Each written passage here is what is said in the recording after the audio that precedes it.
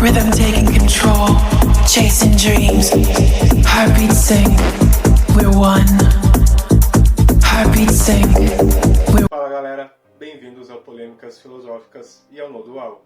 Eu sou Alisson Santos e aqui vocês encontram informações sobre os mais variados e diversos assuntos, tais como história, filosofia, cultura, ciência, música e atualidades. Se você ainda não está inscrito, já se inscreve, ativa o sininho para não perder nenhuma atualização e vem comigo nessa incrível jornada. Hoje eu irei apresentar um resumo do trabalho da historiadora Mara Regina do Nascimento, intitulado As Irmandades no Meio Urbano, Práticas Funerárias e Religiosidade entre os Leigos, em Porto Alegre, no século XIX. As associações religiosas de leigos, na forma fraternal, as quais chamamos de irmandades religiosas, são instituições tipicamente urbanas. Desabrocharam entre os séculos XIV e XV na Europa Ocidental, durante a Baixa Idade Média, justamente em período de emancipação jurídica e política de inúmeros grupos sociais, que, naquele período, tornavam-se independentes do jugo senhorial. Em um nível macro, a cidade de Porto Alegre, desde muito cedo, possuía seus limites espaciais demarcados fisicamente por edificações religiosas. A entrada da cidade, ou o portão, era marcado pela presença tanto da Santa Casa de Misericórdia, como da sua capela dedicada a Nosso Senhor dos Passos e de seu cemitério anexo. Mas ao núcleo central da vila localizava-se a Igreja Matriz, que, entre os séculos XVIII e XIX, sediava a Irmandade de São Miguel e Almas, a Irmandade do Santíssimo Sacramento e Nossa Senhora da Madre de Deus, e a de Nossa Senhora do Rosário. Anexo à matriz, localizavam-se o cemitério e o império, assim chamado o prédio destinado às festas do Divino. Mais a leste, encontrava-se a Igreja das Dores e, por fim, erigida em zona mais baixa após 1828, localizava-se a Igreja do Rosário. A edificação do templo tinha como resultado uma transformação vetorial no uso do espaço público da vila. Assim, ocorreu a partir da ereção da Igreja do Rosário que, apesar de construída em rua estreita e rasa que não lhe favorecia a vista nem a aparência, tornou-se importante local de reunião de fiéis, sendo passagem obrigatória destes em todas as ocasiões em que se desenrolavam as procissões e festas santas. Os préstitos fúnebres e as concorridas procissões desfilavam geralmente pelas principais ruas da cidade. A presença das irmandades religiosas porto-alegrenses no cotidiano dos habitantes da vila foi muito marcante, e não se fazia sentir apenas pelas suas capelas próprias ou pelos altares que possuíam no interior da matriz de Nossa Senhora Madre Deus. Mas ainda fora desta, no seu entorno, onde os irmãos eram proprietários de outro importante espaço igualmente transmutado em referência essencial para os fiéis. Eram as chamadas catacumbas, ou jazigos das Irmandades, localizados no cemitério, este uma espécie de terreno anexo ao adro.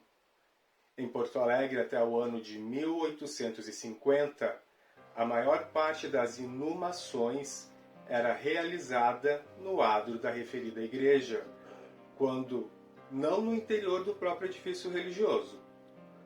Antes da inauguração do cemitério público e extramuros naquele ano, os demais espaços para enterramentos de católicos eram as catacumbas das Irmandades, entre estas as das Dores, a do Santíssimo Sacramento, a da Conceição, a do Rosário e a das Almas. O terreno anexo ao Hospital da Santa Casa de Misericórdia e o subsolo da Capela do Senhor dos Passos, reservado para os Irmãos da Misericórdia. Por certo, havia divisões e distinções internas no cemitério e nos jazigos das Irmandades, mas, conforme a historiadora pôde comprovar através da análise sequencial e serial de registro de óbitos entre os anos de 1775 e 1815, não se pode afirmar com absoluta certeza se os critérios adotados relacionavam-se à condição social, econômica, étnica e de ofício do falecido, ao contrário do que passa a ocorrer no cemitério extramuros.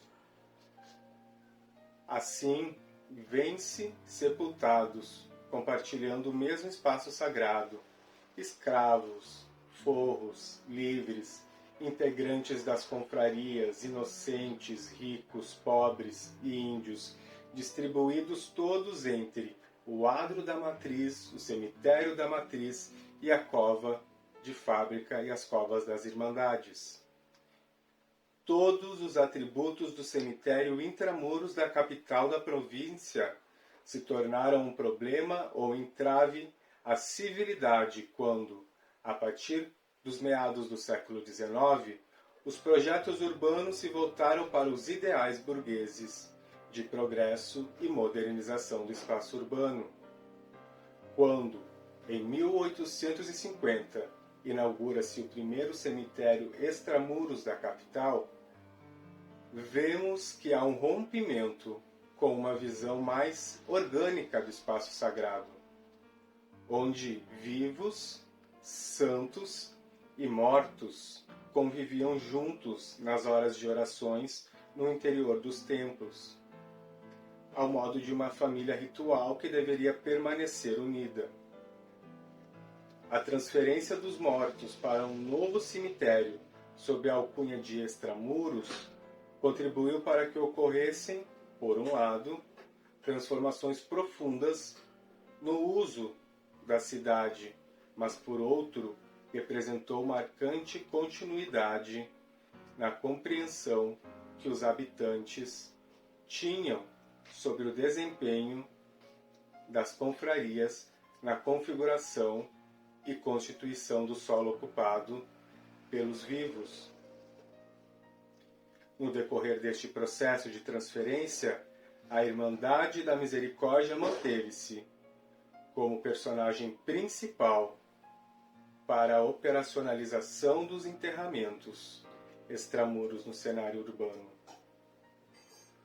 O novo cemitério, a cargo de uma irmandade religiosa, conservava o espaço sepulcral de alguma forma próximo à urbe, em termos de valores religiosos e culturais, conservando-se deste modo uma antiga e significativa tradição do Império Luso-Brasileiro.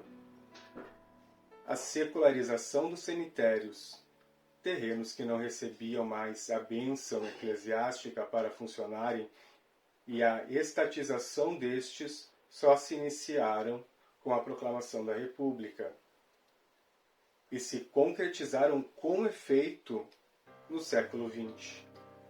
O século XIX ainda foi todo ele de transição e de muitas incertezas, tanto no processo de transformação no uso e compreensão dos espaços urbanos, como nas atitudes e sensibilidades religiosas.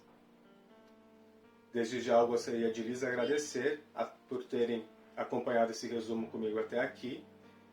Não deixem de comentar, curtir, compartilhar o meu canal, esse vídeo, também para apoiar o meu trabalho e continuar produzindo aí outros conteúdos para esse canal, para vocês. Um grande abraço a todos vocês e até a próxima. Rhythm taking control, chasing dreams, heartbeats sing, we're one. heartbeats sing. We're one. Dance like